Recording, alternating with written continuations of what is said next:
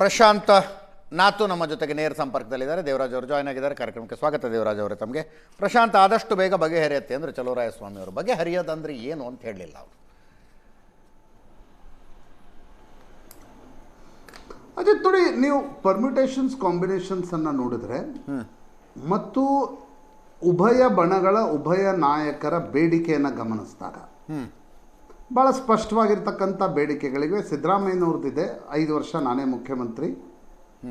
ಅವರು ಈಗ ಹಾಕ್ತಿರ್ತಕ್ಕಂಥ ಪಟ್ಟನ್ನು ಗಮನಿಸಿದ್ರೆ ಯಾವುದೇ ಕಾರಣಕ್ಕೂ ನಾನು ಕೆಳಗೆ ಇಳಿಯಲ್ಲ ಅನ್ನೋದನ್ನು ಹೈಕಮಾಂಡ್ಗೆ ಬಹಳ ಸ್ಪಷ್ಟವಾಗಿ ಹೇಳಿದ್ದಾರೆ. ಬರೀ ಹೈಕಮಾಂಡ್ ಮಾತುಕತೆಯ ಸಂದರ್ಭದಲ್ಲಿ ಏನೋ ಒಂದಿಷ್ಟು ಬಿಹಾರದ ಚುನಾವಣೆಯ ಕಾರಣದಿಂದ ಸ್ವಲ್ಪ ಮುಂದಕ್ಕೆ ಹೋಗುತ್ತೆ ಅಂತಂದರೆ ಡಿ ಕೆ ಶಿವಕುಮಾರ್ ಇಷ್ಟೊಂದು ಅಗ್ರೆಸಿವ್ ಆಗ್ತಿರಲಿಲ್ಲ ಅಂತ ಅನಿಸುತ್ತೆ.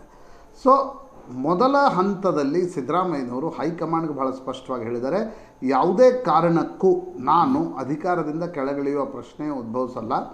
ಅಧಿವೇಶನ ಇದೆ, ಬಜೆಟ್ ಇದೆ, I am active chief minister ಅಂತಕ್ಕಂಥದ್ದನ್ನು ಅವ್ರು ಭಾಳ ಸ್ಪಷ್ಟವಾಗಿ ಹೇಳಿದ್ದಾರೆ. ನನಗನ್ಸುತ್ತೆ ನಿತೀಶ್ ಕುಮಾರರ ಚುನಾವಣೆಯ ಗೆಲುವಿನ ನಂತರ ಸಿದ್ದರಾಮಯ್ಯನವರು ಹೊಸ ಹುರುಪಿನಲ್ಲಿ ಬಂದಿದ್ದಾರೆ. ಒಂದು ಬ್ಯಾಕ್ವರ್ಡ್ ಲೀಡರ್ಶಿಪ್ ಇದೆ, ನಿತೀಶ್ ಕುಮಾರರಂತೆ ಕ್ಲೀನ್ ಆಗಿರ್ತಕ್ಕಂಥ ಹೆಸರಿದೆ, ಒಂದು ಸೆಕ್ಯುಲರ್ ಲೀಡರ್ಶಿಪ್ ಇದೆ, ವಗೇರೆ ವಗೇರೆ ಕಾರಣದಿಂದಾಗಿ ಸಿದ್ದರಾಮಯ್ಯನವರು ಒಂದು ಹೆಚ್ಚು ಉತ್ಸಾಹಿತರಾಗಿದ್ದಾರೆ. ಇನ್ನೊಂದು ಕಡೆ ಡಿ ಕೆ ಶಿವಕುಮಾರರ ಬೇಡಿಕೆ ಸಂಪುಟ ಪುನಾರಚನೆಯನ್ನು ತಡೆಯೋದಲ್ಲ, ಅದು ಸಿದ್ದರಾಮಯ್ಯನವರು ಎಸೆದಿರ್ತಕ್ಕಂಥ ಒಂದು ಹೊಸ ಕಾರ್ಡ್. ಅದು ಸದ್ಯದ ಪ್ರಶ್ನೆಗೆ ಉತ್ತರ ಕೊಡ್ತಾರೆ. ಡಿ ಕೆ ಶಿವಕುಮಾರ್ ಮನಸ್ಸಿನಲ್ಲಿರ್ತಕ್ಕಂಥದ್ದು ಏನಕ್ಕೇನ ನಾನು ರಾಜ್ಯದ ಮುಖ್ಯಮಂತ್ರಿಯಾಗಿ 2.5 ವರ್ಷ ಇರಬೇಕು, 28ರ ಚುನಾವಣೆಯನ್ನು ನಾನು ಎದುರಿಸಬೇಕು, ಹೈಕಮಾಂಡ್ ಈ ಭರವಸೆಯನ್ನು ನನಗೆ ಕೊಟ್ಟಿತ್ತು ಅನ್ನೋದನ್ನು ಡಿ ಕೆ ಶಿವಕುಮಾರ್ ಪದೇ ಪದೇ ಹೇಳ್ತಿದ್ದಾರೆ. ಆಂತರಿಕ ಸಭೆಯಲ್ಲೂ ಹೇಳ್ತಿದ್ದಾರೆ, ಹೊರಗಡೆನೂ 1-2 ಸಲ ಹೇಳಿದ್ದಾರೆ. ಈಗಿರ್ತಕ್ಕಂಥ ಪ್ರಶ್ನೆ, ನೀವು ಸಂಪುಟ ಪುನಾರಚನೆಗೆ ಒಂದು ವೇಳೆ ಡಿ ಕೆ ಶಿವಕುಮಾರರು 40, 50, 60 ಶಾಸಕರು ಬೇಡ 30 ಶಾಸಕರನ್ನು ಮಲ್ಲಿಕಾರ್ಜುನ್ ಖರ್ಗೆ ನಿವಾಸಕ್ಕೆ ಕರ್ಕೊಂಡು ಹೋದ್ರು, ದಿಲ್ಲಿಗೆ ಕರ್ಕೊಂಡು ಹೋದ್ರು ಅಂತ ಅಂದ್ಕೊಳ್ಳೋಣ. ಆಗ ಒಂದಂತೂ ನಿಶ್ಚಿತವಾಗುತ್ತೆ, ಹೈಕಮಾಂಡ್ ಸಂಪುಟ ಪುನಾರಚನೆಯ ಧೈರ್ಯವನ್ನು ತೋರಲ್ಲ. ಹೌದು ಹೌದು. ಆದರೆ ಡಿ ಕೆ ಶಿವಕುಮಾರ್ ಬರೀ ಸಂಪುಟ ಪುನಾರಚನೆ ನಿಲ್ಲಿಸಿದ್ರೆ ಅವ್ರಿಗೆ ಸಾಕಾಗಲ್ಲ. ಅವರಂತಿದ್ದಾರೆ, ಸಂಪುಟ ಪುನಾರಚನೆಗೆ ನೀವು ಕೈ ಹಾಕಿದ್ರೂ ಕೂಡ ನನಗೇನು ಮಾಡ್ತೀರಿ ಅನ್ನುವ ಪ್ರಶ್ನೆ ಬಂದಾಗ ನೀವು KPCC ಅಧ್ಯಕ್ಷ ಸ್ಥಾನ ಮುಂದುವರಿಸ್ತೀರಾ ಅನ್ನೋದಲ್ಲ. ಹೌದು, ನನಗೇನು ಮಾಡ್ತೀರಿ ಅನ್ನುವ ಪ್ರಶ್ನೆ ಬಂದಾಗ ನನ್ನನ್ನು ಮುಖ್ಯಮಂತ್ರಿಯನ್ನಾಗಿ ಯಾವಾಗ ಮಾಡ್ತೀರಿ ಅನ್ನೋದನ್ನು ಹೇಳಿ ಅಂತ ಹೈಕಮಾಂಡ್ಗೆ ಅವರು ಬಹಳ ಸ್ಪಷ್ಟ ಶಬ್ದಗಳಲ್ಲಿ ಮಲ್ಲಿಕಾರ್ಜುನ್ ಖರ್ಗೆ ಅವ್ರಿಗೆ ಹೇಳಿ ಬಂದಿದ್ದಾರೆ. ಅದರ ಅರ್ಥ ಏನು? ಹೈಕಮಾಂಡ್ ಇವತ್ತಿನ ಸ್ಥಿತಿಯಲ್ಲಿ ಸಂಪುಟ ಪುನಾರಚನೆಗೆ ಕೂಡ ಕೈ ಹಾಕಲ್ಲ. ಆದರೆ ಡಿ ಕೆ ಶಿವಕುಮಾರ್ 40 ಶಾಸಕರನ್ನು 50 ಶಾಸಕರನ್ನು ಕರ್ಕೊಂಡು ಬಂದು ಶೋ ಆಫ್ ಸ್ಟ್ರೆಂತನ್ನು ಮಾಡಿದಾಗ ನಾಯಕತ್ವ ಬದಲಾವಣೆಗೆ ಹೈಕಮಾಂಡ್ ತಯಾರಾಗತ್ತಾ ಅನ್ನೋದು ಪ್ರಮುಖವಾಗಿರ್ತಕ್ಕಂಥ ಪ್ರಶ್ನೆ.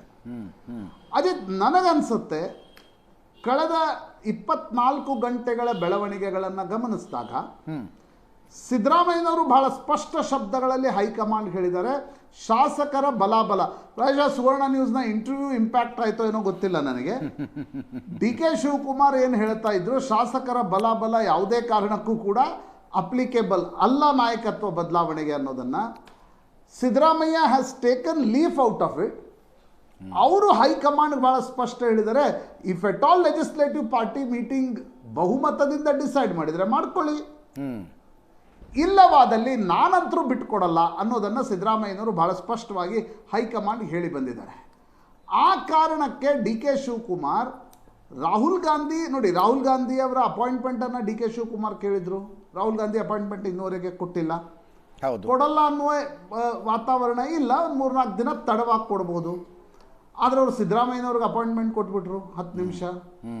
ಅಲ್ಲಿ ನಾಯಕತ್ವ ಬದಲಾವಣೆ, ಅಲ್ಲಿ 5 ವರ್ಷ ನಾನೇ ಮುಖ್ಯಮಂತ್ರಿ, ಅಲ್ಲಿ ಸಂಪುಟ ಪುನಾರಚನೆ, PCC ಅಧ್ಯಕ್ಷರ ಬದಲಾವಣೆ, ಈ ಎಲ್ಲ ಮಾತುಗಳನ್ನು ಏಕಪಕ್ಷೀಯವಾಗಿ ಸಿದ್ದರಾಮಯ್ಯನವ್ರು ಮುಂದಿಟ್ಟರು. ರಾಹುಲ್ ಗಾಂಧಿ ನೀವು ಖರ್ಗೆ ಅವ್ರ ಜೊತೆ ಚರ್ಚೆ ಮಾಡಿ ಅಂತ ಹೇಳಿದರು. ಬಟ್ ಆ ಅಪಾಯಿಂಟ್ಮೆಂಟ್ ಡಿ ಕೆ ಶಿವಕುಮಾರ್ಗೆ ಇನ್ನೂ ಸಿಕ್ಕಿಲ್ಲ. ಹೀಗಿರುವಾಗ ನನಗನ್ಸುತ್ತೆ ಅಜಿತ್, ಡಿ ಕೆ ಶಿವಕುಮಾರ್ ಮನಸ್ಸಿನಲ್ಲಿ ಸ್ಪಷ್ಟವಾಗಿದೆ.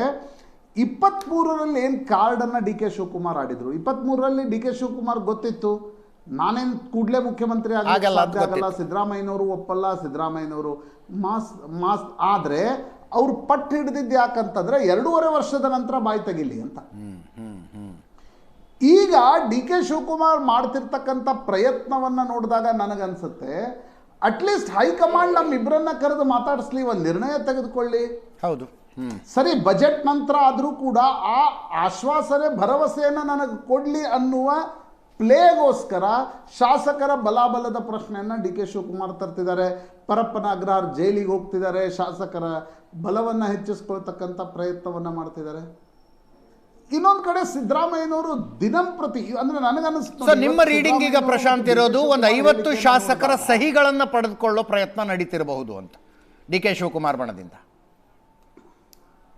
ಅಲ್ಲ, ಅದೇ ನನಗನ್ಸುತ್ತೆ ನೋಡಿ, 50 ಶಾಸಕರನ್ನ ದಿಲ್ಲಿಗೆ ಏನಾದರೂ ಡಿ ಕೆ ಶಿವಕುಮಾರ್ ತೆಗೆದುಕೊಂಡು ಹೋದ್ರೆ ಅಥವಾ ಸಹಿ ತೆಗೆದುಕೊಂಡು ಹೋದ್ರೆ ಹೈಕಮಾಂಡ್ ಮೇಲೆ ಒಂದು ಒತ್ತಡ ಬೀಳುತ್ತೆ. ಕರೆಕ್ಟ್. ನಾವೇನಾದರೂ ಮಾಡದೆ ಹೋದ್ರೆ ಪಬ್ಲಿಕ್ ಪರ್ಸೆಪ್ಷನ್ನಲ್ಲಿ ನೋಡಿ, ಡಿ ಕೆ ಶಿವಕುಮಾರ್ ಇಲ್ಲಿವರೆಗೆ ಏನು ಹೇಳ್ತಿದ್ದಾರೆ, ನಾನು BJP ಜೊತೆ ಸಂಪರ್ಕ ಇಲ್ಲ, ನನಗೇನು ಸಂಬಂಧ ಇಲ್ಲ, ನಾನು ಬ್ಲ್ಯಾಕ್ ಮೇಲ್ ಮಾಡಲ್ಲ ಅಂತ. 50 ಶಾಸಕರನ್ನ ತೆಗೆದುಕೊಂಡು ಹೋದ್ರೆ ಒಂದು ವರ್ಟಿಕಲ್ ಡಿವಿಷನ್ ಸ್ಪಷ್ಟವಾಗಿ ಮೇಲ್ನೋಟಕ್ಕೆ ಕಾಣುತ್ತೆ. ಆಗ ಕಾಂಗ್ರೆಸ್ ಹೈಕಮಾಂಡ್ ಏನನ್ನಾದರೂ ಮಾಡಿ ಇದನ್ನು ಪ್ಯಾಚಪ್ ಮಾಡದೆ ಹೋದರೆ, ಸಿದ್ದರಾಮಯ್ಯನವ್ರನ್ನ ಇನ್ನೊಂದು ವರ್ಷ ಮುಂದುವರಿಸ್ತೀವಿ, ಡಿ ಕೆ ಶಿವಕುಮಾರ್ಗೆ 26ರಲ್ಲಿ ಪಟ್ಟ ಕಟ್ತೀವಿ, ಇದನ್ನು ಏನಾದರೂ ಪ್ಯಾಚಪ್ ಮಾಡದೆ ಹೋದರೆ the play will be wide open for opposition party also. Yes, ಅದು ಕಾಂಗ್ರೆಸ್ ಹೈಕಮಾಂಡ್ಗೂ ಕೂಡ ಬೂಮ್ರಾಂಗ್ ಆಗತ್ತೆ. ಒಂದು ವೇಳೆ ಶಾಸಕರ ಬಲಾಬಲದ ಪ್ರಶ್ನೆ ಬಂತು ಅಂತ ಅನ್ಕೋಣ. ಯಾಕಂದರೆ ಜ್ಯೋತಿರಾದಿತ್ಯ ಸಿಂಧಿಯಾ ಇದನ್ನೇ ಮಾಡಿದರು, ಸಚಿನ್ ಪೈಲಟ್ ಇದನ್ನೇ ಮಾಡಿದರು. ಬಟ್ ಸಚಿನ್ ಪೈಲಟ್ಗಿಂತ ಜಾಸ್ತಿ ಸಂಖ್ಯೆ ಅಶೋಕ್ ಗೆಹ್ಲೋಟ್ ಹತ್ರ ಇತ್ತು. ಸಚಿನ್ ಪೈಲಟ್ಗೆ ವಸುಂಧರಾ ರಾಜೆ ಬೆಂಬಲ ಕೊಡಲಿಲ್ಲ, ವಸುಂಧರಾ ರಾಜೆ ಅಶೋಕ್ ಗೆಹ್ಲೋಟ್ರಿಗೆ ಬೆಂಬಲವಾಗಿ ನಿಂತರು. ಹಾಗಾಗಿ ರಾಜಸ್ಥಾನದಲ್ಲಿ BJP ಏನೂ ಮಾಡ್ಲಿಕ್ಕೆ ಸಾಧ್ಯ ಆಗಲಿಲ್ಲ. ಮಧ್ಯಪ್ರದೇಶದಲ್ಲಿ ಜ್ಯೋತಿರಾದಿತ್ಯ ಸಿಂಧಿಯಾ 25-30 ತೆಗೆದುಕೊಂಡು ಬಂದರು, BJP ಜೊತೆಗೆ ಹೋಗ್ಬಿಟ್ರು. BJPಗೆ ಬೇಕಾಗಿರೋದೇನು? ಕರ್ನಾಟಕ ಮತ್ತು ತೆಲಂಗಾಣ 2 ರಾಜ್ಯಗಳಲ್ಲಿ ಕಾಂಗ್ರೆಸ್ ಸರ್ಕಾರಗಳಿವೆ. ಮುಂದಿನ ಗುಜರಾತ್, ಉತ್ತರ ಪ್ರದೇಶ ಚುನಾವಣೆ ಅಷ್ಟೊತ್ತಿಗೆ ಈ ಸರ್ಕಾರಗಳನ್ನೇನಾದರೂ ಅಲುಗಾಡಿಸ್ಲಿಕ್ಕೆ ಅವಕಾಶ ಸಿಕ್ಕರೆ ನಾವು ಕಾಂಗ್ರೆಸ್ಸನ್ನು ಇನ್ನಷ್ಟು ನ್ಯೂಟ್ರಲೈಸ್ ಮಾಡ್ಬೋದು. That is as an opposition party BJP may think like that. ಹೌದು ಹೌದು. ಒಂದು ವೇಳೆ ಡಿ ಕೆ ಶಿವಕುಮಾರ್ 40, 50, 60 ಶಾಸಕರ ಬೆಂಬಲದೊಡನೆ ಏನಾದರೂ ಕಾಣಿಸ್ಕೊಂಡ್ರೆ ಹೈಕಮಾಂಡ್ ಏನನ್ನೂ ಮಾಡದೆ ಹೋದ್ರೆ, ಏನು ಮಾಡಿದ್ರೂ ಕೂಡ ಕಷ್ಟ ಇದೆ. ಅಜಿತ್, ಏನು ಮಾಡಿದ್ರೂ ಕಷ್ಟ ಇದೆ. ಹೌದು. ನೀವು ಇವತ್ತಿನ ಪರಿಸ್ಥಿತಿಯಲ್ಲಿ ನನಗನ್ಸುತ್ತೆ ಕಾಂಗ್ರೆಸ್ ಹೈಕಮಾಂಡ್ ಆ ಕಡೆ ಫುಟ್ಬಾಲ್ ಆಡಿದ್ರು, ನಾರ್ತ್ಗೆ ಹೊಡೆದ್ರು ಕಷ್ಟ ಇದೆ, ಸೌತ್ಗೆ ಹೊಡೆದ್ರು ಕಷ್ಟ ಇದೆ. ಎರಡರಲ್ಲೂ ಪೊಲಿಟಿಕಲ್ ಕಾನ್ಸಿಕ್ವೆನ್ಸಸ್ಗಳಿವೆ. ಯಾಕಂದರೆ ಇಬ್ಬರು ಬಹಳ ಪ್ರಬಲ ನಾಯಕರಿದ್ದಾರೆ, ಇಬ್ಬರು ಹಠಮಾರಿಗಳಿದ್ದಾರೆ, ಇಬ್ಬರು ತಮ್ಮ ದೃಷ್ಟಿಯಿಂದ ಪೊಲಿಟಿಕಲಿ ವೆರಿ ಸೀಸನ್ಡ್ ಇದ್ದಾರೆ, ಶ್ರೂಡ್ ಇದ್ದಾರೆ. ಹಾಗಿರುವಾಗ ನನಗನ್ಸುತ್ತೆ ಅಜಿತ್, ಈ ಬೆಳವಣಿಗೆಗಳನ್ನು 24 ಗಂಟೆಗಳ ಬೆಳವಣಿಗೆಗಳನ್ನು ನೋಡಿದಾಗ ಕಾಂಗ್ರೆಸ್ ಹೈಕಮಾಂಡ್ ಇದನ್ನು ಸರಿಯಾಗಿ ಮ್ಯಾನೇಜ್ ಮಾಡಿ ಕಂಟೈನ್ ಮಾಡಲಿಕ್ಕೆ ಸಾಧ್ಯ ಆಗದೆ ಹೋದರೆ ಆಟ ವೈಡ್ ಓಪನ್ ಆಗುವ ಸಾಧ್ಯತೆಗಳು ಹೆಚ್ಚು. That is what triggers are that is ಅದು ಆತಂಕದ ಪ್ರಶ್ನೆ ಕಾಂಗ್ರೆಸ್ ಹೈಕಮಾಂಡ್ಗೆ ಅಂತ ನನಗನ್ಸುತ್ತೆ. ಆ ದೃಷ್ಟಿಕೋನದಿಂದ ಡಿ ಕೆ ಶಿವಕುಮಾರ್ ಮೊದಲ ಹೆಜ್ಜೆಯನ್ನು 50 ಶಾಸಕರು 60 ಶಾಸಕರು ಆ ಬೆಂಬಲದ ಏನೊಂದು ತಯಾರಿಯನ್ನು ನಡೆಸ್ತಾ ಇದ್ದಾರೆ. ಅದು ಶೋ ಆಫ್ ಸ್ಟ್ರೆಂತ್ಗೆ ಬರುತ್ತಾ? ನಾವು ನಿನ್ನೆ ಹೇಳ್ತಾ ಇದ್ವಿ ಬೀದಿ ಜಗಳ ಆಗ್ಲಿಕ್ಕಿಲ್ಲ ಅಂತ. ಬಟ್ ಇವತ್ತಿನ ಮಾತುಗಳನ್ನು ಗಮನಿಸಿದಾಗ ಹೌದು, ಹಠ ಇಬ್ಬರಲ್ಲೂ ಅಷ್ಟೇ ಸ್ಪಷ್ಟವಾಗಿದೆ. ನಿನ್ನೆಯ ಮಾತುಗಳನ್ನು ಗಮನಿಸಿದಾಗ ಬೇರೆ ರೀತಿ, ನೆನ್ನೆ ಸಿಚುವೇಶನ್ಗೂ ಇವತ್ತಿನ ಸಿಚುವೇಶನ್ಗೂ ಅಜಗಜಾಂತರ ವ್ಯತ್ಯಾಸ ಕಾಣಿಸ್ತಾ ಇದೆ ಅನ್ಡೌಟೆಡ್ಲಿ.